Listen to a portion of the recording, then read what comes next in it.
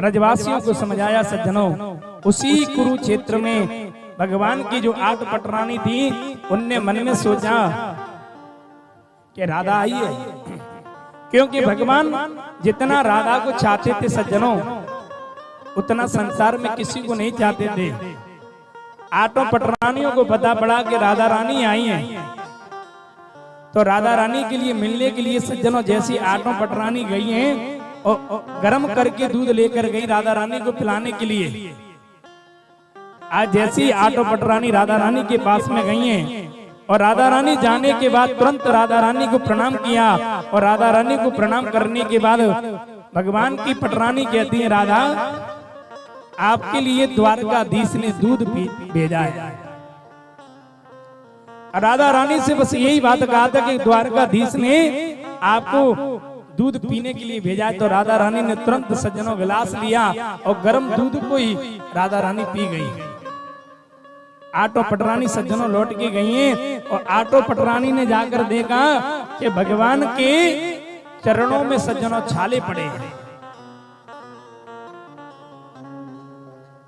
राधा रानी ने जैसे गर्म दूध पिया था, तो जितनी पटरानी लौट के गई तो भगवान की चरणों में सज्जनों छाले पड़ गए।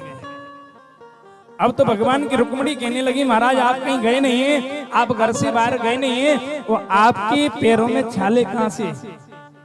भगवान कहते हैं, रुक्मिणी आपने जाके राधा रानी को जो गरम गरम दूध पिलाया है, और राधा रानी उनने ये नहीं देखा कि गरम दूध है कि ठंडा है, तो मेरे शरीर में छाले पड़ गए हैं। एक बार सज्जनों क्या हुआ कि भगवान बीमार पड़ गए, और भगवान बीमार पड़ गए तो किसी वैद्य को बुलाया, और वैद्य को बुलाने के बाद वैद्य ने कहा कि कोई अपने चरणों की धूल, कोई भगवान का भक्त हो, जो भगवान भक्त अपने चरणों की धूल यदि गोविंद के माथे पे लगा देंगे तो गोविंद ठीक हो जाएंगे।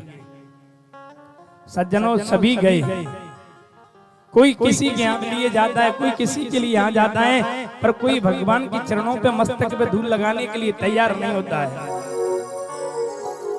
पर जैसे ही सज्जनों राधा रानी के पास में गए, राधा रानी के पास में जाके राधा रानी से कहा कि गोविंद यदि जब ठीक होंगे तब राधा अपने चरणों की धूल दे देंगे। तब राधा रानी ने सज्जनों अपने चरणों की धूल दी, और राधा रानी ने जैसी चरणों की धूल को जाकर गोविंद के माथे पे लगाया तो मेरे गोविंद उसी समय पे ठीक हो गए।